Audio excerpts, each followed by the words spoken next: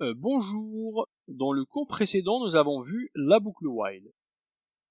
On avait dit qu'une boucle while avait la structure suivante. Alors, while, un test, et puis corps de la boucle. Si ce test est correct, on exécute les instructions qu'il y a dans la boucle. Si ce test est faux, on sort de la boucle, et puis on exécute les instructions après la boucle. Ça, c'était la structure d'une boucle while. La boucle do while, quant à elle, ressemble à peu près à la boucle while à un détail près. Dans la boucle do while, sa structure est la suivante. On met do, on ouvre les accolades, et puis le while se trouve à la fin. Et puis test. Dans la boucle do while, en fait, on se permet d'exécuter dans un premier temps les instructions. Si ces instructions, à la fin des instructions, on effectue le test. Si le test est correct, on reboucle, on réexécute une seconde fois les instructions. Si le test est faux, on quitte la boucle et on continue avec les instructions juste après. Donc la différence entre la boucle while et la boucle do while, c'est que dans le while, on exécute d'abord les instructions et puis on effectue le test.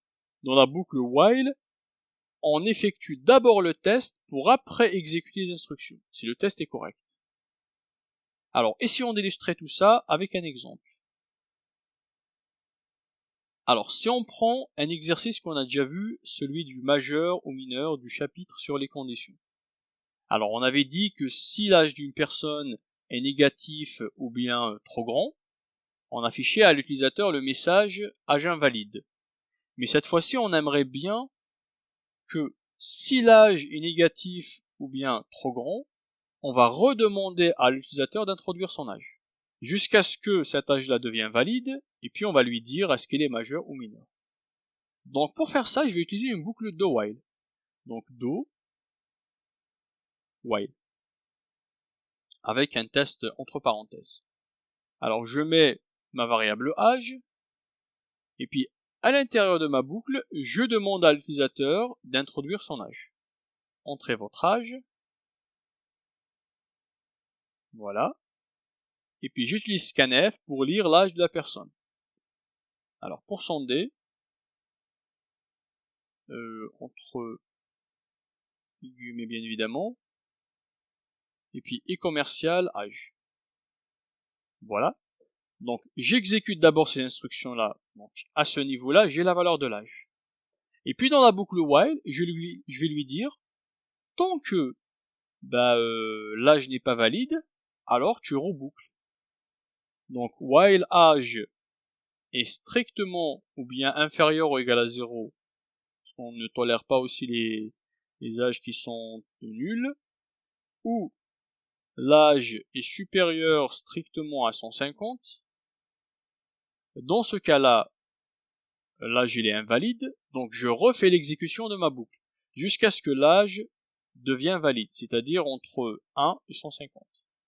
Une fois que je sors de ma boucle, lorsque cette condition devient false, là je peux faire mon test. Est-ce que l'âge est supérieur ou égal à 18 ans? Donc là j'affiche vous êtes majeur. Sinon j'affiche else, j'affiche vous êtes mineur. Voilà. Et si on exécutait tout ça du coup, alors entrez votre âge, bon, si je mets par exemple 7, là elle me dit vous êtes mineur. Très bien. Et si je mets quelque chose qui est négatif, moins 99 par exemple, là elle me redemande d'introduire mon âge. Parce qu'elle a tout de suite compris que l'âge n'est pas correct. Si je mets par exemple un nombre trop grand, il me redemande encore une fois l'âge. Si je mets par exemple 28 ans, là elle me dit vous êtes majeur. Alors si par exemple on souhaite rajouter un petit message pour dire à l'utilisateur que son âge est invalide, on va juste venir ici et faire un petit test. Si l'âge, en gros refaire le même test qu'ici, et là on affiche le message âge invalide.